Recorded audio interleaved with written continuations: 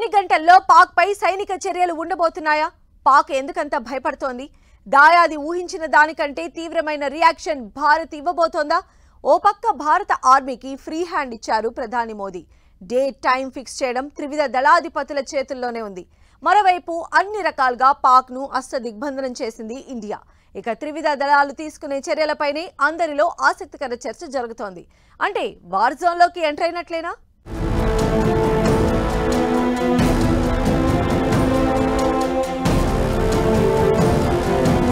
ఆర్మీకి పూర్తి స్వేచ్ఛ ఇచ్చిన ప్రధాని మోదీ త్రివిధ దళాలకు ఫ్రీ హ్యాండ్. దెబ్బకు దెబ్బ కొట్టేలా సాయుధ దళాల వ్యూహాలు. డే టైం ఫిక్స్ చేసినట్లేనా? వార్ జోన్లోకి ఎంటర్ అయినట్లేనా?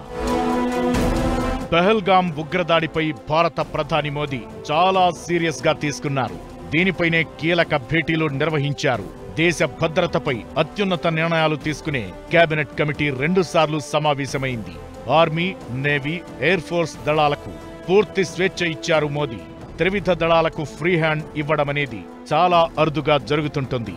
మోదీ తీసుకున్న ఈ నిర్ణయంతో త్రివిధ దళాలు కూడా తమ కార్యాచరణను సిద్ధం చేసుకుని ముందుకెళ్లేందుకు అవకాశముంది. ఎక్కడ, ఎప్పుడు, ఎలా దాడి చేయాలన్న ప్లాన్ ఆఫ్ యాక్షన్ అంతా దళాధిపతుల చేతుల్లోనే ఉంటుంది. ఇది దేశ భద్రత దృష్ట్యా బయటపెట్టే ఛాన్స్ ఉండదు. కానీ ఊహించిన దానికంటే ఎక్కువగానే పాక్ మూల్యం చెల్లించుకోక తప్పదనేలా రియాక్షన్ మాత్రం ఉంటుంది. ఇప్పటికే పాక్ భారత్ నుంచి ప్రతీకారం ఏ రేంజ్లో ఉంటుందోనన్న ఆందోళనలో ఉంది. త్రివిధ దళాలు, కీలకమైన డిపార్ట్మెంట్లతో ప్రధాని మోదీ సమావేశం కావడం పాక్కు కోలుకోలేని సమాధానం ఇవ్వబోతున్నారన్న సంకేతాలు పంపుతోంది. మరోపక్క పాక్ 36 గంటల్లో భారత్ నుంచి సైనిక చర్య ఉంటుందని అంటోంది. దీంతో కౌంట్ డౌన్ స్టార్ట్ అయిందా అన్న సందేహాలు బలపడుతున్నాయి.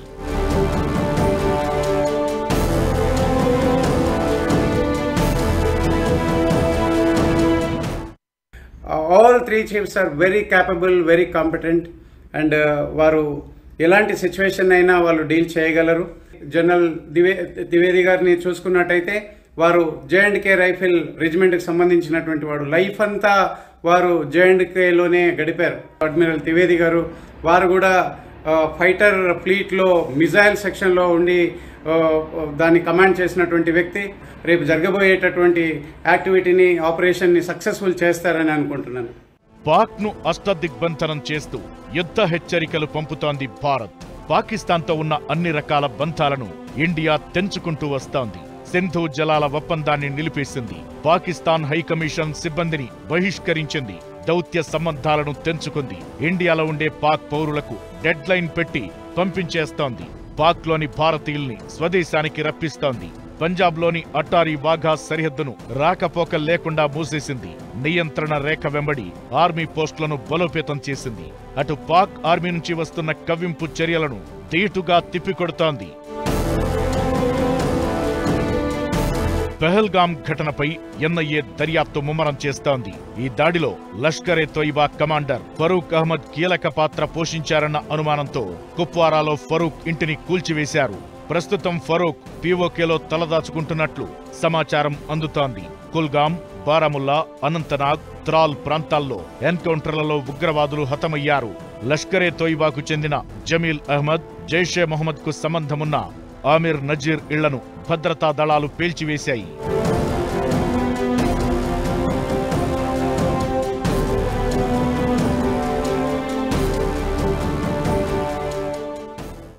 ఈసారి పాక్ ను కొట్టే దెబ్బ ఎలా ఉంటుందంటే, ఆ దేశం టెర్రరిజం పేరెత్తాలంటే ఎకరం తడిసిపోవాలి.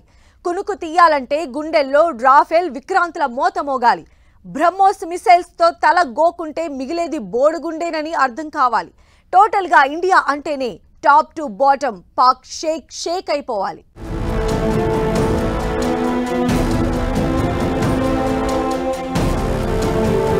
ఇండియాతో పెట్టుకుంటే ఎలా ఉంటుందో పాక్కు తెలియందేం కాదు. 2019 బాలాకోట్ ఎయిర్ స్ట్రైక్స్ లో MiG-21, మిరాజ్ 2000 వంటి అత్యాధునిక ఫైటర్ జెట్లను భారత్ వినియోగించింది. 1971లో ఆపరేషన్ ట్రైడెంట్ పేరుతో కరాచీ రేవును ధ్వంసం చేసిన చరిత్ర మన నౌకా దళానికి ఉంది. దీంతో ఈసారి దాడులు మామూలుగా ఉండవని మాత్రం పాక్కు అర్థమవుతోంది. పాక్ తమ ఆర్మీ సెంటర్లు, ఉగ్రవాద శిబిరాలపై మరోసారి ఇండియా నుంచి ఖచ్చితమైన దాడులు జరగొచ్చని భయపడుతోంది.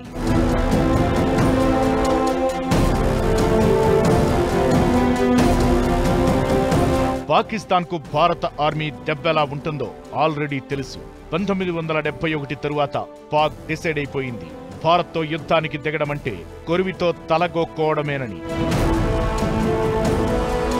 పైగా ఇప్పుడున్న ఫైనాన్షియల్ స్టేటస్ లో పాక్ స్ట్రాంగ్ గా కన్వెన్షనల్ వార్ కు దిగే ఛాన్స్ తక్కువ. సొంత దేశంలో తిండికి ఠికాణా లేదు.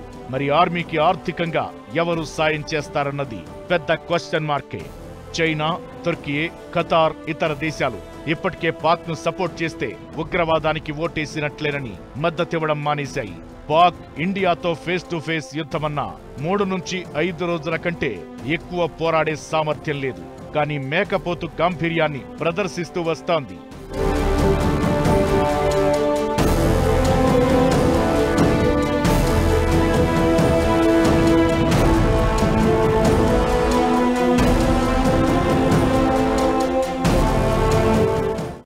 సమయం ఎప్పుడు అనేది మనం నిర్ణయించుకుంటాం, టార్గెట్ ఏంటి అనేది మనం నిర్ణయించుకుంటాం, ఎప్పుడు ఎలా కొట్టాలనేది భారత ప్రభుత్వము మన చీఫ్స్ నిర్ణయించుకుంటారు. పాకిస్తాన్లో భయాందోళనలు, షేకింగ్ స్టార్ట్ అయింది. రాత్రింబవళ్ళు ఎయిర్ సైరన్ పెట్టుకొని తిరుగుతూ ఉన్నారు, నిద్రపోవటం లేదు. సో ఈ రోజు రేపు అనేది మనం చెప్పి చేయాల్సినటువంటి అవసరం లేదు. బట్ చేసేటప్పుడు మాత్రం చేస్తాం. అండ్ గట్టిగా ఈసారి ధీటుగా ఆన్సర్ ఇస్తాం. మళ్ళీ చావు దెబ్బని కొడతాం. బలోచిస్తాన్ని కూడా తీసుకుంటాం. బలోచిస్తాన్ని కూడా సపరేట్ కంట్రీని కూడా చేస్తాం. ఇండియా ఈసారి యుద్ధం తీరును మార్చే ఛాన్స్ ఉంటుందనేది రక్షణ రంగ నిపుణుల అభిప్రాయం. అష్టదిగ్బంధనం కాన్సెప్ట్ తో ఎక్కడికక్కడ పాక్ కు చెక్ పెట్టేసింది. ఇటు ఆర్మీకి ఫ్రీ హ్యాండ్ ఇచ్చామన్న సంకేతాలు దాయాదికి పంపింది. సైకలాజికల్ గా పాక్ తో ఇండియా పై చేయి సాధించింది. పాక్ నిద్రలో కూడా రఫేల్, విక్రాంత్లే కనిపించేలా యుద్ధ భేరి మోగిస్తోంది ఇండియా. ఇన్నాళ్లు సామధాన భేదోపాయాలు అయిపోయాయి, ఇక దండనే మిగిలిందన్నట్లుగా భారత్ అడుగులు వేస్తోంది. కానీ అది ఎప్పుడన్న సస్పెన్స్ తో పాక్ కు పిచ్చెక్కిపోతోంది.